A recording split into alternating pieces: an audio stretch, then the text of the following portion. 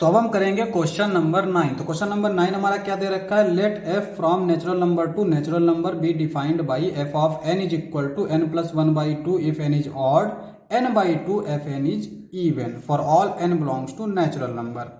और हमें क्या करना है, state whether the function f is bijective, justify your answer. तो हमें देखना है कि ये फंक्शन हमारा बाइजेक्टिव होगा या फिर नहीं होगा। बाइजेक्टिव का मतलब one one and onto. अच्छा, अगर इस हम फंक्शन को देखें, ये कहाँ से कहाँ डिफाइन है, नेचुरल नंबर से नेचुरल नंबर। ठीक है, वन वन। और अच्छा, इसको हम थोड़ा ओपन करके देख लेते हैं। अगर हमने एन जो है वन रखा है, क्योंकि नेचुरल नंबर हमारा वन से स्टार्ट होता है, तो एफ वन क्या आना चाहिए, क्योंकि वन हमारा ऑड नंबर है तो इसको रखेंगे, तो one plus one two, two by two one, तो एफ वन हमें मिल गया वन। एफ टू, टू हमारा क्या है, इवन नंबर है, तो यहां पे ये हो जाएगा टू बाई टू, और टू बाई टू क्या होता है, वन। एफ थ्री रखें तो थ्री यहां पे रखेंगे, three plus one by to यानी फोर बाई टू, और फोर बाई टू का मतलब टू, तो ये आ जाएगा टू। इस तरह से एफ फोर अगर हम रखें तो यहाँ पे फोर बाई टू यानी कि टू। सिमिलरली फाइव रखें, फाइव हमारा ऑड नंबर है तो ये वाला रखेंगे, five plus one six, five plus one six by two, six by two हो जाएगा थ्री, तो ये थ्री। और सिक्स रखेंगे तो सिक्स हमारा इवन है तब थ्री। और इस तरह से अगर हम देखें तो नेक्स्ट टर्म आएगा F six seven, F seven होगा फोर, और एफ एट होगा फोर। तो यहां से हम देख पा रहे हैं कि हमें इधर हर नंबर मिल रहा है, हर नेचुरल नंबर पर दो मर्तबा मिल रहा है। जैसे यहाँ पे वन वन दो बार, two two, three three, four four, five five, six six, इस तरह से हमें सारे नंबर मिल जाएंगे। और यहाँ पे ये one two three four five. अच्छा, इससे क्या पता चला, इससे ये तो पता चल गया कि ये फंक्शन वन वन नहीं है। क्यों नहीं है, क्योंकि अगर हम एफ वन जो है देखें तो ये भी वन है, और एफ टू देखें तो ये भी वन है, यानी एफ वन जो है वो एफ टू के इक्वल है, but one is not equal to two. और फंक्शन क्या कहता है वन वन का, अगर वन वन वन है तो अगर f of x f of y के इक्वल है तो एक्स और वाई भी इक्वल होना चाहिए, तभी हमारा फंक्शन वन वन होगा। लेकिन यहाँ पे हम चेक कर सकते हैं एफ वन जो है वो एफ टू के इक्वल है, but one is not equal to two. और ऐसे ही लिखेंगे भी, कैसे लिखेंगे, since f one is equal to f two, और ये क्या आएगा one, but one is not equal to two, this implies that f is not one one. ठीक है, ऑन टू की डेफिनेशन क्या होती है, को डोमेन के हर एक एलिमेंट के लिए हमें डोमेन में एक एलिमेंट मिलना चाहिए, कम से कम एक एलिमेंट मिलना चाहिए।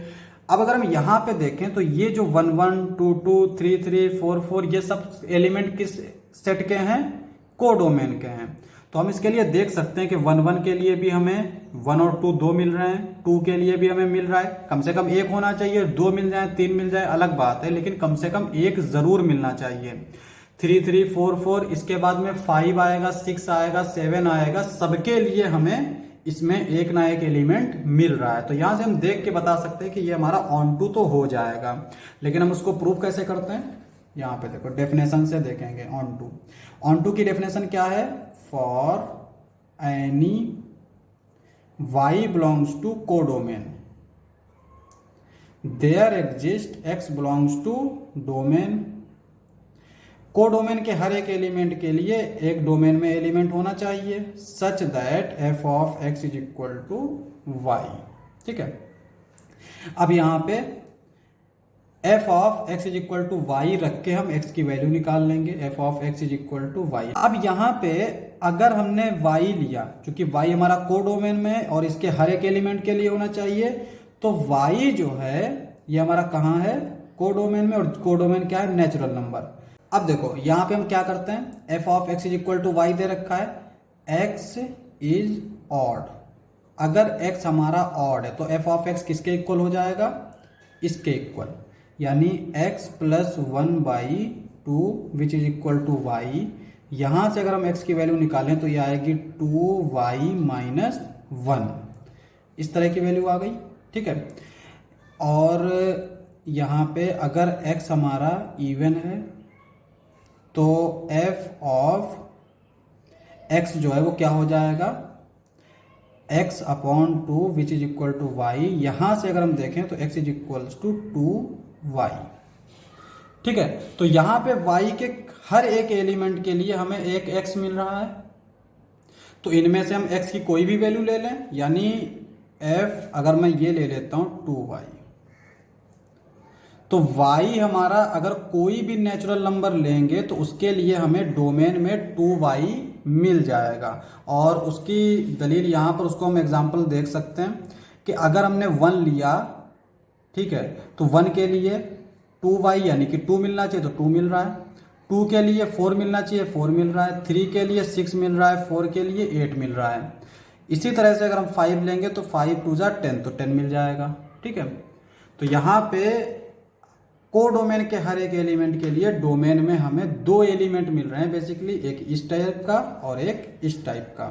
हमें कम से कम एक चाहिए होता है, और 2 मिल जाए, 3 मिल जाए, 4 मिल जाए, उससे कोई लेना देना नहीं होता है, कम से कम एक जरूर होना चाहिए। तो हमें एक जरूर मिल गया। This implies that f is onto. Question समाप्त। नेक्स्ट लेक्चर में करेंगे नेक्स्ट क्वेश्चन। आज के लिए बस इतना ही।